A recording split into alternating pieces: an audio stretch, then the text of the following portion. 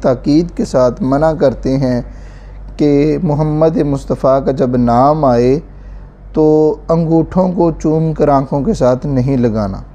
تو کیا یہ ایسا درست ہے؟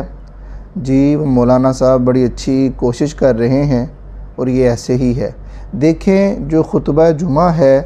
وہ مثل نماز کے ہے، اور جو اذان ہے وہ خطبہ کے ساتھ شامل ہے۔ تو کوشش کریں جب خطبہ کی اذان شروع ہو جائے تو پھر کسی قسم کا کوئی اشارہ، کسی سے بات کرنا، یہاں تک کہ آپ اس اذان کا جواب بھی نہیں دے سکتے، تو جب نامی اسم گرامی محمد صلی اللہ علیہ وسلم آئے تو فقط خطبہ جمعہ کے وقت آپ اپنے انگوٹھوں کو چوم کر آنکھوں کے ساتھ نہ لگائیں، بلکہ بالکل توجہ کے ساتھ اذان کو سماعت